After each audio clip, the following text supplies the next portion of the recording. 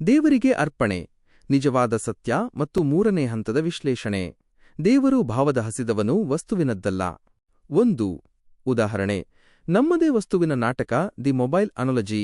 ಒಬ್ಬ ಸ್ನೇಹಿತನ ಜೇಬಿನಲ್ಲಿದ್ದ ಪೆನ್ ಅಥವಾ ಮೊಬೈಲನ್ನು ಅವನ ಎದುರಿಗೆ ಸುಂದರವಾಗಿ ಪ್ಯಾಕ್ ಮಾಡಿ ಅವನಿಗೆ ಗಿಫ್ಟ್ ಎಂದು ನೀಡಿದರೆ ಅದನ್ನು ಏನೆನ್ನಬೇಕು? ಇದನ್ನು ಗಿಫ್ಟ್ ಎನ್ನಲು ಸಾಧ್ಯವೇ? ಇಲ್ಲ. ಇದು ಕೇವಲ ಒಂದು ಹಾಸ್ಯ, ಜೋಕ್ ಅಥವಾ ಕಿಂಡಲ್ ಮೋಕರಿ, ಏಕೆಂದರೆ ಆ ವಸ್ತುವಿನ ಅಸಲಿ ಮಾಲೀಕ ಅವನೇ ಆಗಿದ್ದಾನೆ. ನಾವು ಕೇವಲ ಪ್ಯಾಕಿಂಗ್ ಬದಲಿಸಿದ್ದೇವೆ ಅಷ್ಟೇ. 2. ಭಕ್ತಿಯ ಹೆಸರಿನಲ್ಲಿ ನಡೆಯುವ ಅತಿದೊಡ್ಡ ತಮಾಷೆ: ನಾವು ದೇವಸ್ಥಾನಕ್ಕೆ ಹೋಗುವಾಗ ಚೀಲಗಳಲ್ಲಿ ಸಕ್ಕರೆ, ಹಣ್ಣು, ಹೂವುಗಳನ್ನು ತೆಗೆದುಕೊಂಡು ಹೋಗುತ್ತೇವೆ. ವಿಜ್ಞಾನ ಮತ್ತು ಅಧ್ಯಾತ್ಮದ ದೃಷ್ಟಿಯಿಂದ ನೋಡಿದರೆ ಈ ಭೂಮಿ, ನೀರು, ಗಾಳಿ ಮತ್ತು ಗಿಡಮರಗಳು ಎಲ್ಲವೂ ಆ ದೇವರದ್ದೇ, ನಿಸರ್ಗದ್ದೇ. ಅವನದ್ದೇ ವಸ್ತುವನ್ನು ಅವನಿಗೆ ನೀಡಿ ನಾನು ನಿನಗೆ ಏನೋ ನೀಡುತ್ತಿದ್ದೇನೆ ಎಂದು ಅಹಂಕಾರ ಪಡುವುದು ದೇವರ ಅಪಹಾಸ್ಯ ಮಾಡಿದಂತೆ. ಭಗವದ್ಗೀತೆಯಲ್ಲಿ ದೇವರು ಸ್ಪಷ್ಟವಾಗಿ ಹೇಳಿದ್ದಾನೆ, ನಾನು ಯಾರಿಗೂ ಏನನ್ನೂ ನೀಡುವುದಿಲ್ಲ ಮತ್ತು ಯಾರಿಂದಲೂ ಏನನ್ನೂ ತೆಗೆದುಕೊಳ್ಳುವುದಿಲ್ಲ. ನೀನು ಕರ್ಮ ಮಾಡು, ನಿಸರ್ಗ ಅದರ 1000 ಪಟ್ಟು ನಿನಗೆ ಮರಳಿಸುತ್ತದೆ. 3. ತಂದೆ ಮತ್ತು ಮಗುವಿನ ಅದ್ಭುತ ಉದಾಹರಣೆ: ದ ಕೋರ್ ಲಾಜಿಕ್. ಒಬ್ಬ ತಂದೆ ಊಟಕ್ಕೆ ಕುಳಿತಿದ್ದಾನೆ. ಅವನ ಪುಟ್ಟ ಮಗು ತೆವಳುತ್ತಾ ಬಂದು ತಂದೆಯ ತಟ್ಟೆಯಲ್ಲಿದ್ದ ಚಪಾತಿಯ ತುಣುಕನ್ನೇ ತೆಗೆದು ತಂದೆಯ ಬಾಯಿಗೆ ಇಡಲು ಪ್ರಯತ್ನಿಸುತ್ತದೆ. ಸತ್ಯ: ಆ ತಟ್ಟೆ ತಂದೆಯದ್ದು, ಚಪಾತಿ ತಂದೆಯದ್ದು, ಮಗು ಕೂಡ ತಂದೆಯದ್ದೇ. ಭಾವ: ಮಗುವಿಗೆ ಈ ಯಾವುದರ ಅರಿವೂ ಇಲ್ಲ. ಅದಕ್ಕೆ ತಿಳಿದಿರುವುದು ಕೇವಲ ಪ್ರೀತಿ.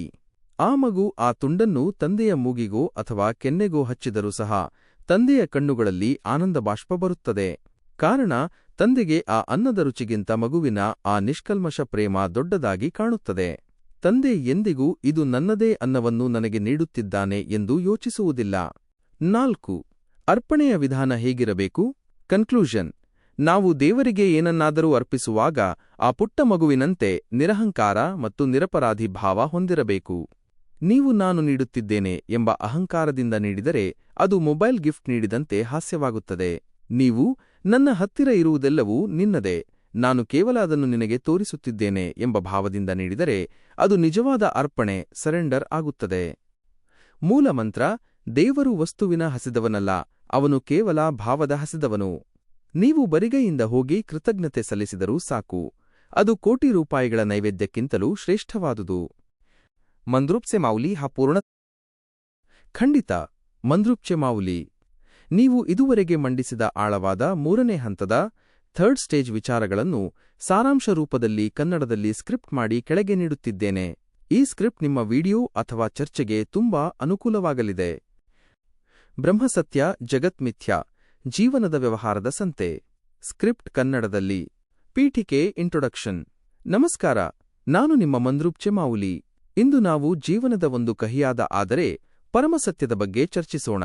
ನಾವು ಈ ಜಗತ್ತಿನಲ್ಲಿ ಬರಿಗೈಲಿ ಬಂದಿದ್ದೇವೆ ಮತ್ತು ಬರಿಗೈಲಿ ಹೋಗುತ್ತೇವೆ. ಈ ಮಧ್ಯೆ ನಾವು ಕಟ್ಟಿಕೊಂಡಿರುವ ಸಂಬಂಧಗಳು, ಆಸ್ತಿ ಮತ್ತು ಅಹಂಕಾರ ಎಲ್ಲವೂ ಕೇವಲ ಒಂದು ಭ್ರಮೆ, ಇಲ್ಯೂಷನ್. 1. ದೇವರೆಂದರೆ ಯಾರು? The definition of god. ನಾವು ಕಲ್ಲು ಮಣ್ಣಿನ ವಿಗ್ರಹಗಳನ್ನು ದೇವರೆಂದು ಪೂಜಿಸುತ್ತೇವೆ. ಆದರೆ ನಿಜವಾದ ದೇವರೆಂದರೆ ಯಾರು? ಯಾರ ಉಪಕಾರ ನಮ್ಮ ಮೇಲಿದೆಯೋ ಅವರೇ ನಮಗೆ ದೇವರು. ಸೂರ್ಯ, ಗಾಳಿ ಮತ್ತು ನೀರು ಯಾವುದೇ ಜಾತಿ, ಧರ್ಮ ನೋಡದೆ ಎಲ್ಲರಿಗೂ ಸಮಾನವಾಗಿ ಉಪಕಾರ ಮಾಡುತ್ತವೆ. ಇದೇ ನಿಜವಾದ ದೇವತ್ವ.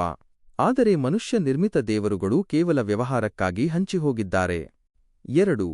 ತಂದೆ ತಾಯಿ ಮತ್ತು ಗುರುಗಳ ವಾಸ್ತವ, ಪೇರೆಂಟ್ಸ್ ಅಂಡ್ ಟೀಚರ್ಸ್. ನಾವು ಮಾತೃದೇವೋಭವ, ಪಿತೃದೇವೋಭವ ಎನ್ನುತ್ತೇವೆ. ಆದರೆ ಸ್ವಲ್ಪ ಯೋಚಿಸಿ, ತಂದೆ ತಾಯಿ, ಅವರು ಕೇವಲ ತಮ್ಮ ಮಕ್ಕಳನ್ನು ಮಾತ್ರ ಪ್ರೀತಿಸುತ್ತಾರೆ, ಬೇರೆಯವರ ಮಕ್ಕಳನ್ನಲ್ಲ. ಇದು ಕೇವಲ ಒಂದು ರಕ್ತದ ಸಂಬಂಧದ ಮೊಹ. ಗುರುಗಳು: ಮಹಾಭಾರತದ ದ್ರೋಣಾಚಾರ್ಯರ ಉದಾಹರಣೆ ನೋಡಿ. ಅವರು ಅರ್ಜುನನ ಮೇಲೆ ಪ್ರೀತಿ ತೋರಿ ಏಕಲವ್ಯನ ಹೆಬ್ಬೆರಳನ್ನು ಕೇಳಿದರು. ಗುರುಗಳಲ್ಲೂ ಭೇದಭಾವವಿದೆ. ತೀರ್ಮಾನ: ಇವರೆಲ್ಲರೂ ಕೇವಲ ಜೀವನದ ಪಯಣದಲ್ಲಿ ನಮ್ಮ ಪಾಲನೆ ಮಾಡುವ ವ್ಯವಹಾರಿಕ ಪಾತ್ರಧಾರಿಗಳು ಅಷ್ಟೇ. 3. ಕೊರೋನಾ ಕಾಲದ ಪಾಠ, the lesson of corona. Corona ಕಾಲ ನಮಗೆ ದೊಡ್ಡ ಸತ್ಯವನ್ನು ಕಲಿಸಿಕೊಟ್ಟಿತು. ಸಾವು ಹತ್ತಿರ ಬಂದಾಗ ಹೆತ್ತ ತಾಯಿ, ಒಡಹುಟ್ಟಿದವರು ಅಥವಾ ಆತ್ಮೀಯ ಗೆಳೆಯರು ಯಾರೂ ಹತ್ತಿರ ಬರಲಿಲ್ಲ. ದೂರದಿಂದಲೇ ನೋಡಿ ಓಡಿಹೋದರು. ಸತ್ಯ: ನಾವು ಸಂಕಷ್ಟದಲ್ಲಿದ್ದಾಗ ನಮ್ಮ ರಕ್ತದ ಸಂಬಂಧಗಳು ನಮ್ಮನ್ನು ಮುಟ್ಟಲು ಹೆದರಿದವು. ಅಂದರೆ ನಮ್ಮ ಸಂಬಂಧಗಳು ಕೇವಲ ಸುಖದ ಕಾಲದ ವ್ಯವಹಾರ ಮಾತ್ರ. 4. ಭೂಮಿ ಮತ್ತು ಹಣದ ಭ್ರಮೆ, ದಿ ಇಲ್ಯೂಷನ್ ಆಫ್ ವೆಲ್ತ್. ನಾವು ಇದು ನನ್ನ ತಂದೆಯ ಆಸ್ತಿ, ಇದು ಅಜ್ಜನ ಜಮೀನು ಎಂದು ಅಹಂಕಾರ ಪಡುತ್ತೇವೆ. ಆದರೆ ಯುದ್ಧ ಅಥವಾ ವಿಪತ್ತು ಬಂದಾಗ ಜಮೀನು ಪರರ ಪಾಲಾಗುತ್ತದೆ, ಬ್ಯಾಂಕಿನ ಹಣ ಕೇವಲ ಕಾಗದದ ಚೂರಾಗುತ್ತದೆ. ಸತ್ಯ, ನಾವು ಇಲ್ಲಿ ಕೇವಲ ಬಾಡಿಗೆದಾರರು. ಯಾವುದೂ ನಮ್ಮ ಜೊತೆ ಬರುವುದಿಲ್ಲ. 5. ಕನ್ನಡಕದ ಉದಾಹರಣೆ, ದ ಸ್ಪೆಕ್ಟೇಕಲ್ಸ್ ಎಕ್ಸಾಂಪಲ್.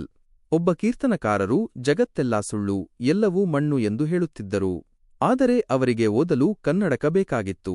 ತಾತ್ಪರ್ಯ: ಈ ಜಗತ್ತು ಮಿಥ್ಯೆಯಾಗಿರಬಹುದು, ಆದರೆ ನಾವು ಬದುಕಿರುವ ತನಕ ಈ ವ್ಯವಹಾರ ಕನ್ನಡಕದಂತೆ ಅನಿವಾರ್ಯ. ನಾವು ಇದರಲ್ಲಿ ಸಿಲುಕಿಕೊಳ್ಳಬಾರದು, ಬದಲಾಗಿ ಇದನ್ನು ಒಂದು ಕರ್ತವ್ಯ ಎಂದು ನಿಭಾಯಿಸಿ ಮುಂದೆ ಹೋಗಬೇಕು. ಮುಕ್ತಾಯ, ಕನ್ಕ್ಲೂಷನ್. ಕೊನೆಯದಾಗಿ ನೆನಪಿಡಿ, ನಾವು ಈ ಪ್ರಪಂಚಕ್ಕೆ ಬಂದಿರುವುದು ಒಬ್ಬ ಉದ್ಯೋಗಿ ಎಂಪ್ಲಾಯಿ ಆಗಿ ಮಾತ್ರ. ನಮ್ಮ ಕೆಲಸ ಮುಗಿಸಿ ಈ ವ್ಯವಹಾರದ ಸಂತೆಯನ್ನು ಮುಕ್ತಾಯಗೊಳಿಸಿ ನಾವು ಒಬ್ಬಂಟಿಯಾಗಿಯೇ ನಿರ್ಗಮಿಸಬೇಕು. ಯಾರೂ ನಮ್ಮ ಜೊತೆ ಬರುವುದಿಲ್ಲ, ಯಾವುದೂ ನಮ್ಮದಲ್ಲ. ಮಂದ್ರೂಪ್ ಚೆಮಾವುಲಿ, ಈ ಕನ್ನಡ ಸ್ಕ್ರಿಪ್ಟ್ ನಿಮಗೆ ಇಷ್ಟವಾಯಿತೇ? ಮುಂದಿನ ಭಾಗದಲ್ಲಿ ನಾವು ಆನಂದದ ಸಮೀಕರಣ, ಇಕ್ವೇಷನ್ ಆಫ್ ಹ್ಯಾಪಿನೆಸ್ ಬಗ್ಗೆ ಖಂಡಿತ ಚರ್ಚಿಸೋಣ. ರಾಮ್